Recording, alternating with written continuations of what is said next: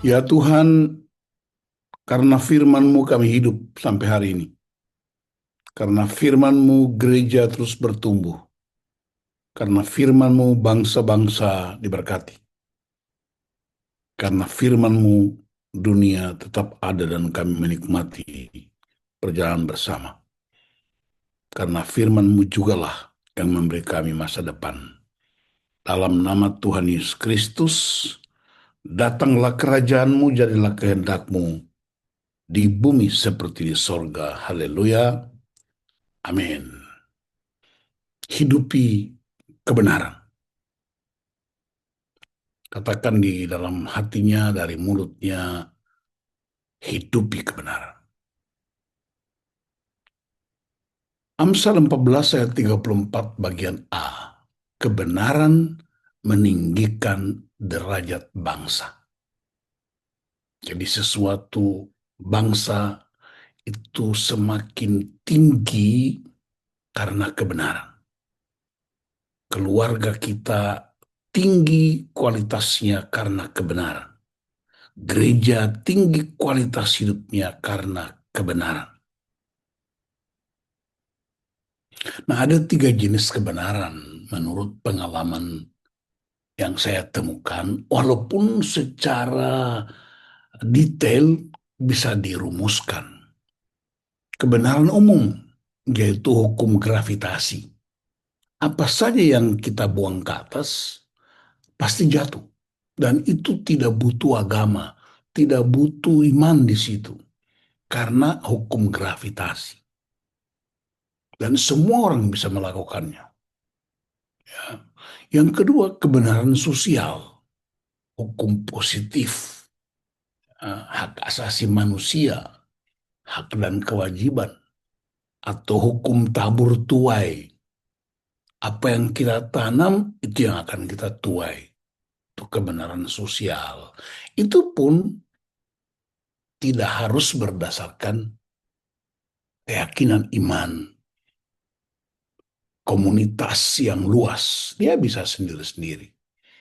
Tapi juga kita bisa lihat ada kebenaran-kebenaran eh, parsial, kebenaran pribadi, ada kebenaran suku. Eh, Makanya kalau orang menikah, ya pantaslah saya kan suku A, istriku kan suku B, dan itu kami nggak nyambung-nyambung. Nah itu yang disebut kebenaran-kebenaran suku. Ada kebenaran budaya, ada kebenaran gereja, doktrin-doktrin. Oh, mereka kan gereja lain, doktrinnya beda sama kita. Ada kebenaran daerah, ya, ada kebenaran bangsa masing-masing. Dan itu semua hidup dalam masyarakat kita, bahkan dia hidup jauh sebelum orang mendengarkan kebenaran firman Tuhan. Tapi satu yang terakhir, yang penting, ialah kebenaran absolut. Kebenaran absolut saya menyebutnya sebagai kebenaran yang subjektif tetapi sangat pribadi. Saya percaya Yesus Kristus, Tuhan dan Juru Selamat, Raja atas hidup saya. Dan tidak semua orang punya keputusan itu. Saya percaya firman Allah, satu-satunya kebenaran mutlak. Yang lain tidak bisa. Nah, kalau semua orang percaya, mengerti kebenaran ini, maka semua kebenaran-kebenaran lain mesti submit pada setiap kebenaran firman Tuhan. Kekacauan terjadi karena orang menganggap Injil Kerajaan Allah atau kebenaran firman itu belum cukup, tidak memadai.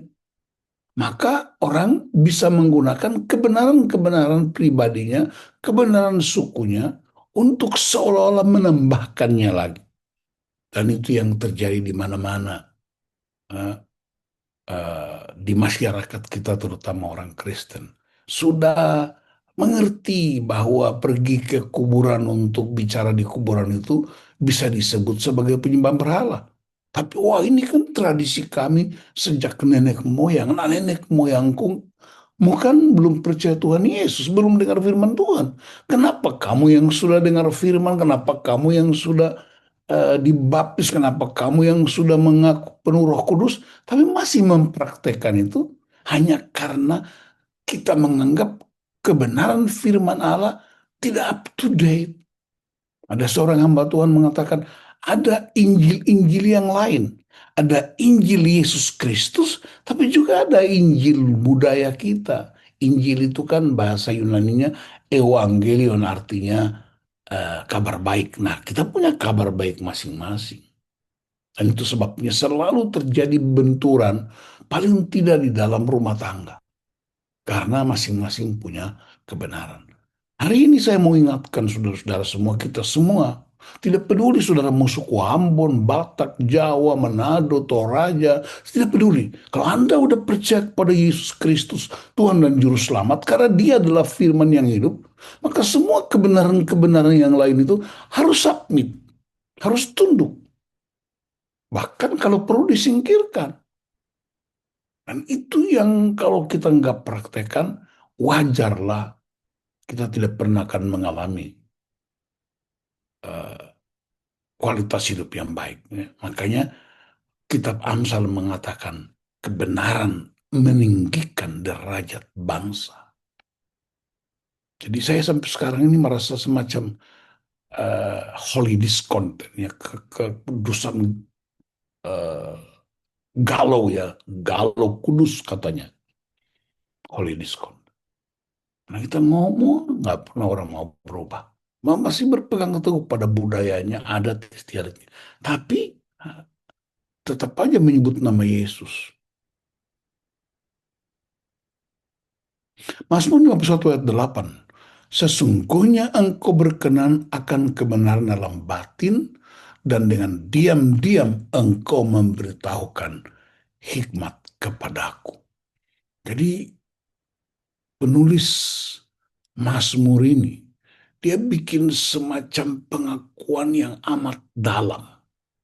Ini bukan sekedar ucapan bibir, tapi sungguh-sungguh keluar dari dalam perenungan hatinya.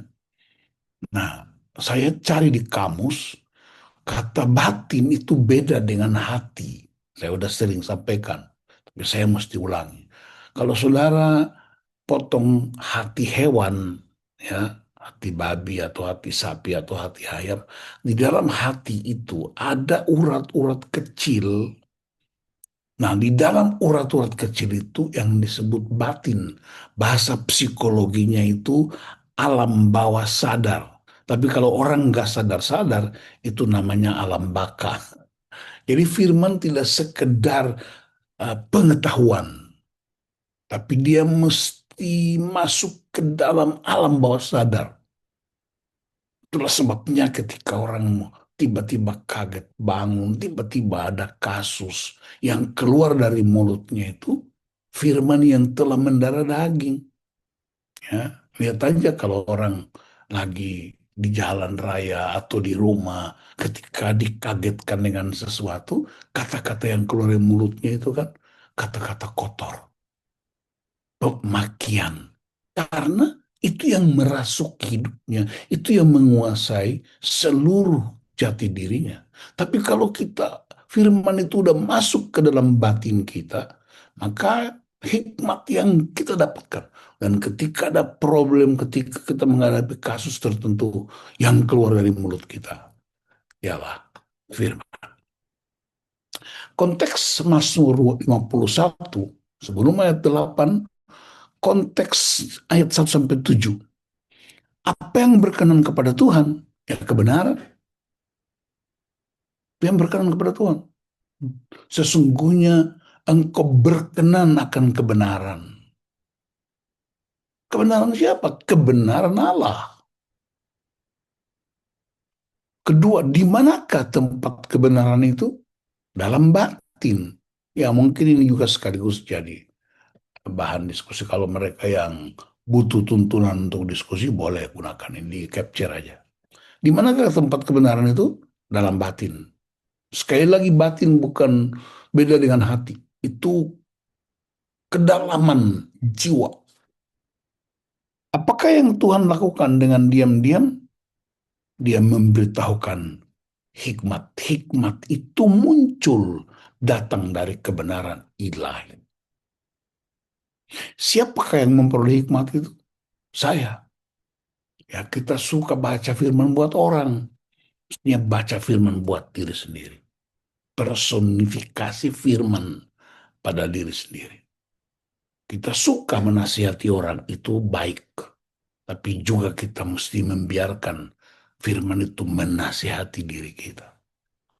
Apa dampak dari prinsip 1 sampai 4? Mazmur 51 ayat 15. Di terjemahan lain itu ayat 13. Tapi di terjemahan satu lagi ayat 15. Isinya sama.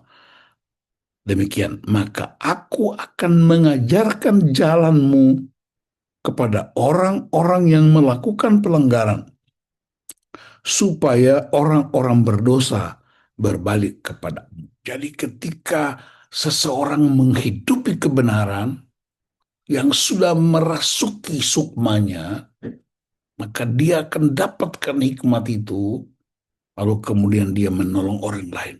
Dia memberitahukan jalan-jalan kepada orang yang melakukan pelanggaran, supaya orang berdosa bertobat. Betapa hebatnya hidupi kebenaran itu. Apa yang Yesus bilang tentang kebenaran? Ketika dia ditanya dalam percakapan-percakapan dengan masyarakat Farisi, seorang pemimpin agama, dia bertanya, lalu Yesus menjawab, dan kamu akan mengetahui kebenaran, dan kebenaran itu akan memerdekakan kamu. Sekali lagi, kebenaran apa? Kebenaran Allah, kebenaran firman-Nya, dan Yesus adalah kebenaran itu. Jadi kebenaran-kebenaran kita tidak memerdekakan kita. Buktinya dalam masyarakat kita masing-masing punya segmen. Orang Aceh punya kebenaran sendiri, orang Papua punya kebenaran sendiri, orang Dayak punya kebenaran sendiri, orang Batak punya kebenaran sendiri, orang Ambon punya kebenaran sendiri, maka tuntutan hidup sendiri itu muncul. Tapi kalau kita semua sampai ke satu kebenaran, Pancasila adalah kebenaran bangsa kita, Bhinneka Tunggal Ika, Undang-Undang Dasar 45. Itu yang dibangun oleh founding fathers kita di Indonesia. Tetapi justru kebenaran-kebenaran masing-masing lebih kuat. Dan akibatnya banyak sekali problematika yang kita hadapi di bangsa kita. Dan itu juga terjadi di gereja. Dan Yesus sendiri bilang, kata Yesus kepadanya, akulah jalan dan kebenaran dan hidup. Tidak ada seorang pun yang datang kepada Bapa kalau tidak melalui aku. Ini sifatnya mutlak, subjektif, tidak dapat dibatalkan, tidak dapat dibantah. Dan itu nggak bisa tawar-menawar. Ada banyak orang suka bilang ada banyak jalan ke Roma. Ingat, istilah itu muncul karena waktu itu Roma adalah pusat kekuasaan dunia, pusat peradaban manusia di zaman itu. Kaisar berkuasa, dan karena itu banyak jalan. Tapi untuk berjumpa dengan Bapa di sorga, satu-satunya jalan, no way out. Dan itu mesti diumumkan secara resmi. Hanya Yesus Kristus Tuhan. Jadi kalau saudara yang uh, anaknya mulai berhubungan dengan orang-orang yang belum seiman, itulah momentum untuk menangkan mereka supaya kita tidak memilih jalan yang lain. Sekali lagi Yesus yang bilang, akulah jalan, kebenaran, dan hidup. Dia bukan seperti jalan, dia bukan seperti kebenaran, dia bukan seperti hidup, tapi dia adalah kebenaran. Makanya orang suka nyanyi lagu itu kan. Aku jalan kebenaran dan jalan ke hidup. Orang suka nyanyikan ayat itu dihafal. Tapi praktek hidupnya beda. Makanya ada eh, satu pantun. Dari mana datangnya cinta? Dari Facebook turun ke WA. Dari mana datangnya kecewa? Pas jumpa muka beda. Ya supaya saudara nggak usah tegang-tegang lah. Bagaimana dengan Kristus waktu menghadapi krisis? Dan kita juga sedang menghadapi krisis, bukan? Di setiap kehidupan kita. Dari kandungan, udah ada krisis di sana. Maria mempersoalkan itu. Aku belum bersuami, kok bisa mengandung? Itu krisis tuh. Berjalan dari Nazaret ke Bethlehem atas perintah Kaisar Agustus untuk sensus penduduk. Itu krisis itu.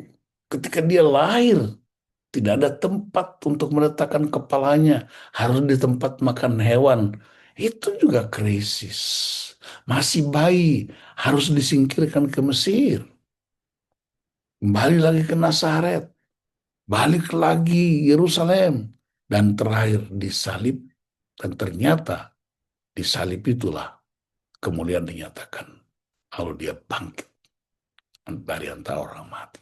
Jadi kalau Anda percaya Kristus, sungguh-sungguh, dan saya juga percaya Kristus sungguh-sungguh, maka krisis itu bukan problem kematian. Krisis itu adalah proses perjalanan iman. Contohnya uh, janda di Sarfat itu. Kekeringan melanda negeri. Hampir mati karena tinggal sedikit tepung di tempayan dan minyak sedikit dibuli-buli. Tapi ketika Elia datang, bawa firman Tuhan, perempuan itu percaya dan dia ikuti, berkat melimpah. Habis berkat, krisis lagi anaknya sakit dan mati. Habis itu anaknya bangkit lagi.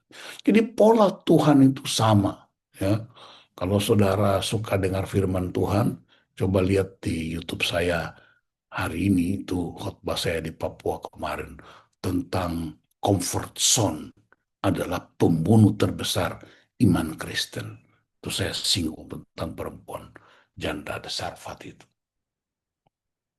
Jadi pola Tuhan itu dari dulu sampai sekarang sama. Berkat ke krisis, krisis ke berkat, berkat ke bencana, bencana ke berkat, itu pola yang harus kita hadapi. Karena itu banyak kehancuran di gereja. Karena orang ada di comfort zone, zona nyaman, pembunuh terbesar iman Kristen. Itu kebenaran. Nah, bagaimana respons kita di tengah krisis? Krisis itu sudah tahu sendiri, keluarga, hubungan suami istri, orang tua, anak, pelayanan, gereja, dan seterusnya. Yang pertama, ketika kita menghadapi krisis, berpegang teguh pada kebenaran, taat pada kebenaran. Apa itu? Sujud dan menyembahlah. Roh menyembah dan firman Allah. Yang kedua, pandanglah salib itu. Pengakuan dan komitmen. Ini saya punya pengalaman pribadi. Saya punya 3 titik. Dan kalau saudara mau pakai juga bagus. Saya punya 3 titik. Ketika saya menghadapi problem yang luar biasa, apakah itu pribadi maupun keluarga, saya ingat peristiwa Taman Getsemani. Mana Yesus bergumul dengan sungguh-sungguh. Yang kedua, saya ingat peristiwa salib. Marilah kepadaku kamu yang letih lesu. Dan yang ketiga, saya ingat peristiwa kebangkitan. Dia membebaskan hidupnya dunia karena kebangkitan ini. Kita mesti bikin titik pada diri kita. Yang ketiga, pandanglah dirimu setiap hari sebelum KJP dimulai hampir 2 tahun lebih. Kita selalu dengar gembala sidang mengulang-ulangi prinsip siapa kita, siapa saya, dan apa yang dipikirkan Tuhan tentang saya. Saya berharga, bukan karena saya punya jabatan, bukan karena saya punya uh, gelar akademis. Saya berharga karena Kristus mati buat saya, karena saya diciptakan di tangan Tuhan.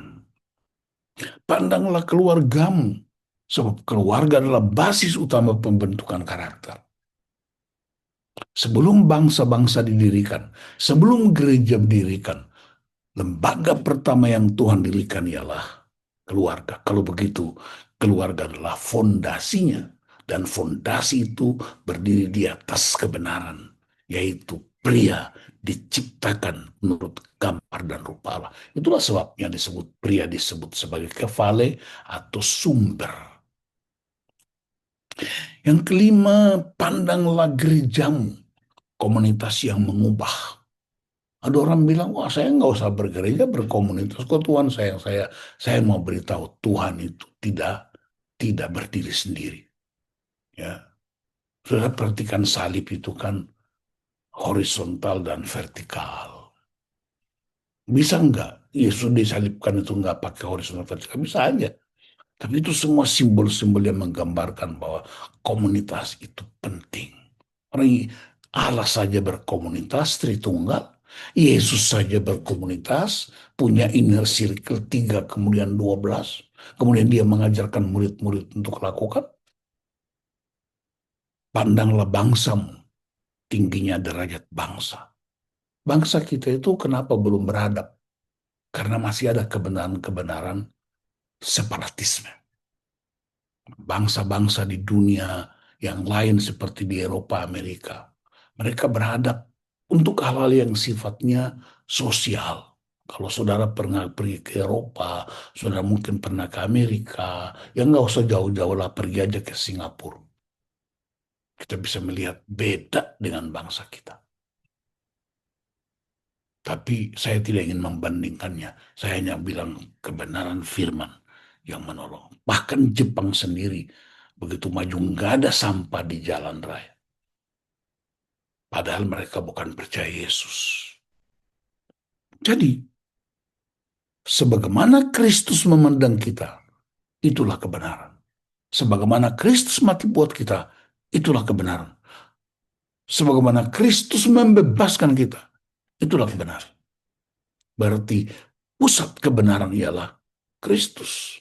Dan dimanifestasikan melalui pribadi saya, melalui pribadi Anda, melalui keluarga kita, melalui gereja, bahkan di tengah-tengah bangsa. Pada peristiwa lain, dalam Lukas 9, ada sebuah pernyataan pada peristiwa transfigurasi. Inilah anakku yang kupilih, dengarkanlah dia. Dengar apa? Dengar firman. Waktu dia dibaptis di Sungai Yordan, kalimat yang muncul, inilah anakku yang kukasihi, kepadanya aku berkenan. Itu prinsip fathering, sonship. Kenapa banyak anak yang ketika dewasa tidak baik-baik saja? Karena waktu dia anak, dia nggak punya spirit sonship. Kenapa orang tua berlaku seperti kekanak-kanakan? Karena dia kehilangan fathering. Dan itu gagal semua di masyarakat purba maupun masyarakat modern. Maka Yesus datang menjadi anak. Supaya kita punya pola belajar menjadi anak yang taat. Orang yang anak yang taat pada orang tuanya. Besok dia akan menjadi orang tua yang baik, bijaksana. Maka kita mulai latihan anak kita untuk taat. Cara melatihnya bukan sekedar firman dan pernyataan, tapi keteladanan hidup. Puasa mendengar firman. Yang pertama, keterbukaan adalah awal pemulihan. Bukan hatimu untuk mendengar firman. Saudara mau dengar bikin KGP berapa puluh kali, saudara baca firman berkali-kali sampai mungkin Anda rebus Alkitabnya untuk minum airnya, nggak akan berubah. Kalau orang nggak pernah ngaku dan didoakan. Karena pembebasan itu mesti melalui pengakuan dan doa. Yakobus 5 ayat 16. Mereka kita saling mendoakan, saling mengaku dosa supaya kamu sembuh. 1 Yohanes 1:9, ngaku dosa kepada Tuhan diampuni. Tapi kalau ngaku kepada sesama bukan diampuni supaya sembuh, tidak terikat. Dan saya udah lihat itu di banyak tempat, terutama di camp-camp pria, banyak orang pulih. Bukan sekedar berdoa lalu tidak bikin apa-apa. Berdoa tanpa tindakan itu namanya bertapa. Jadi banyak sekali kita bertapa. Jadi Anda mau sembuh dari semua bentuk keterikatan, ngaku dan didoakan. Ngaku kepada siapa? Orang yang dapat dipercaya. Komunikasi adalah dasar kehidupan. Tanpa komunikasi, keabnormalan masuk. Kesepakatan itu kuasa kehidupan. Bersepakat untuk membangun rumah tangga. Bersepakat untuk membangun pelayanan. Bersepakat untuk membangun bisnis. Keseimbangan adalah kunci kehidupan. Kita mesti seimbang. Ada rewardnya, ada disiplinnya. Perubahan adalah proses kehidupan. Terus-menerus dibaharui. Pola pikir kita, tindakan kita dibaharui terus dengan firman Allah. Puji Tuhan, hari ini saya dapat. Oh haleluya, hari ini saya dapat. Saya dengar hamba Tuhan, oh saya dapat. Saya dengar sharing ini, oh puji Tuhan, saya dapat.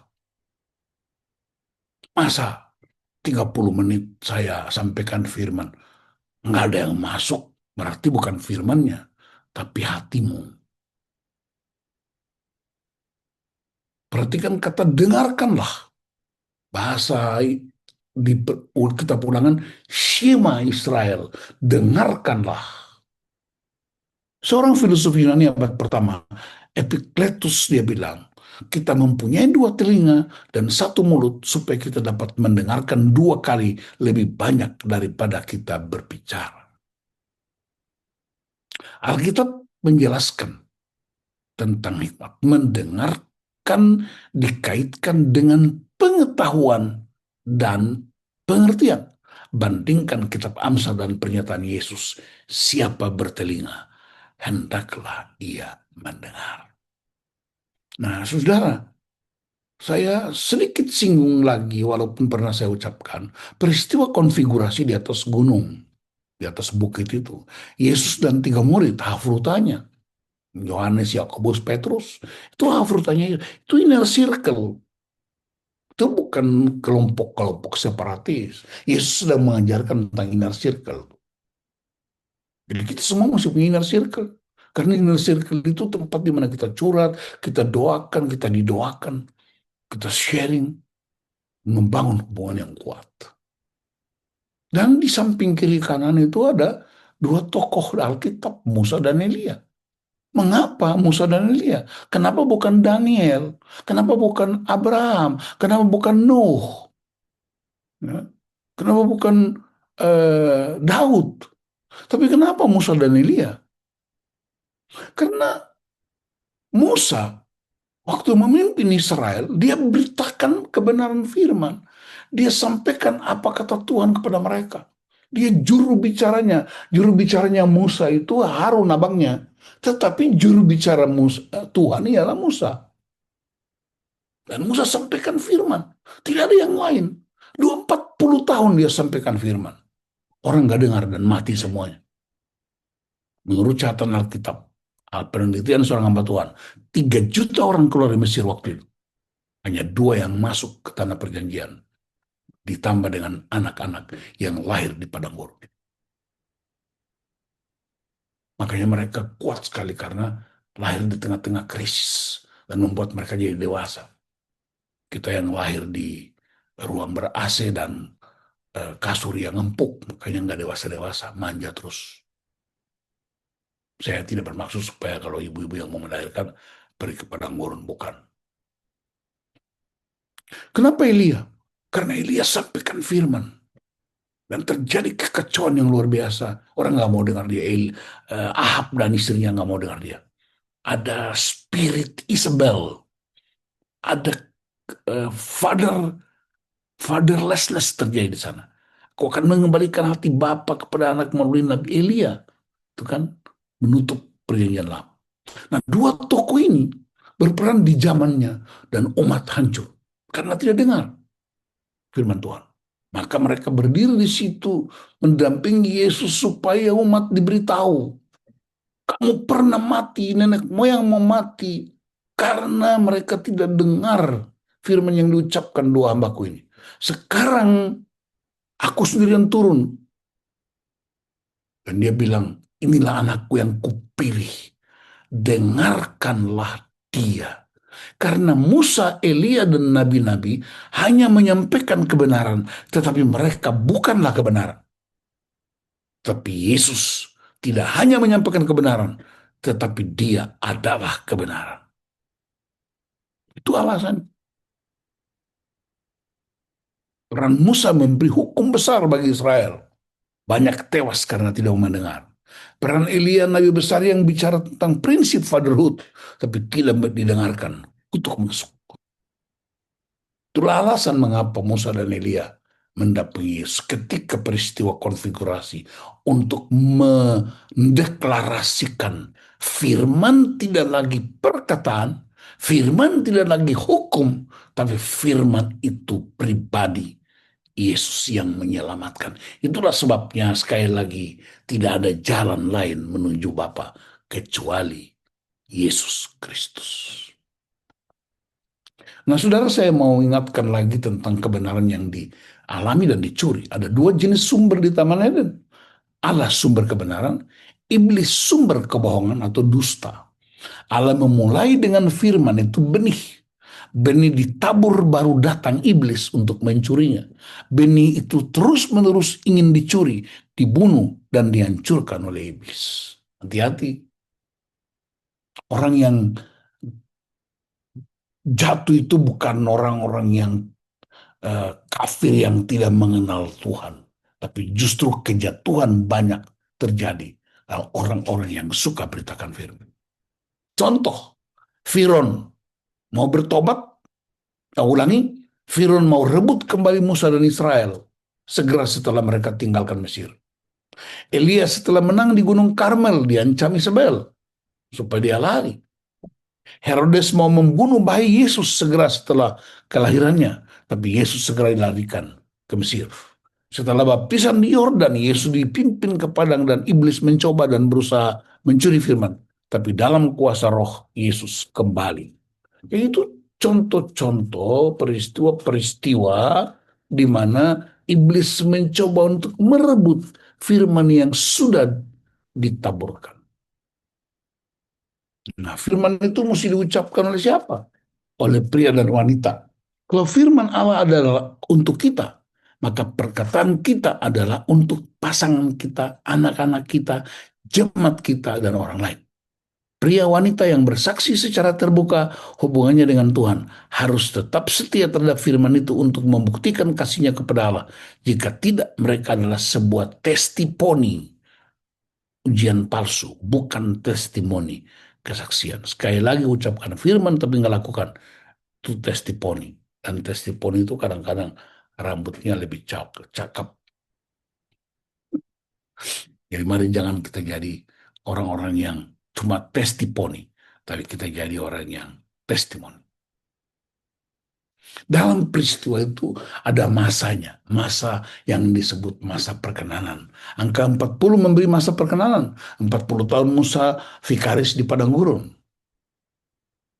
Mungkin dia waktu itu masih calon PDP ya. 40 tahun anak-anak Israel mengembara di padang gurun. 40 hari Musa di atas gunung Sinai. 40 hari hujan turun di bumi dan Nuh di dalam bahtera. 40 tahun kepemimpinan Gideon aman karena mengalahkan orang Midian. 40 hari Daud mengalahkan Goliat. 40 hari Nero bertobat. 40 hari Yesus berpuasa. 40 hari murid-murid mengalami pemulihan dari Yesus. Dan seterusnya. Jadi itu yang kemudian lahirlah bukunya Rick Warren, 40 Days Purpose Driven Life. Di KGP kita pakai 21 hari. Kalau berturut-turut akan jadi kebiasaan. Ada 40 hari baca Alkitab setiap hari non-stop juga akan menjadikan sebuah kebiasaan baru. Otoritas dan akuntabilitas. Yang pertama Allah memberikan otoritas dengan akuntabilitas kita. Tuhan beri otoritas karena dia percaya firman itu dapat dilakukan. Nilai dari nama kita hanya sebaik perkataan kita. Perkataanmu menentukan kualitas hidup. Perkataan kita hanya sebaik karakter kita. Kebenaran Allah adalah kebenaran kita. Sekali lagi, kebenaran Allah itu kebenaran kita. Kenapa? Karena kita adalah benih kasih Allah. Hormat kepada Allah merupakan kriteria kekudusan di dalam menjalin hubungan. Di dalam kebenaran kita berbagi rasa dengan Allah. Itu kuasa doa. Sehingga kita membangun persahabatan dengan Allah. Saya ulangi, di dalam kebenaran kita berbagi rasa dengan Allah. Sehingga kita membangun persahabatan dengan Allah. Doa adalah berkomunikasi dengan Allah. Doa bukanlah usaha untuk membuktikan kebenaran kita kepadanya. Tetapi doa adalah suatu kesempatan bagi Allah untuk memperlihatkan kepada kita kebenarannya. Kesimpulan ini juga bisa menjadi alat sharing, saudara. Yang pertama, Allah dan firman adalah sumber utama dan kebenaran sejati. Yang kedua, komunikasi, kekuatannya pada kemampuan mendengar, bukan kemampuan berbicara. Ketiga, kekuatan komunikasi dengan Allah mempengaruhi kekuatan hubungan kita. Komunikasi berarti listening, dengarkanlah. Siapkan waktu yang berkualitas untuk memulai komunikasi. Tuhan Yesus memberkati. Mari kita berdoa. Tuhan, terima kasih yang mau sampaikan firman, dan biarkanlah kami semua boleh mengalaminya, supaya firman itu nyata dalam hidup kami. Dalam nama Tuhan Yesus Kristus, haleluya. Amin.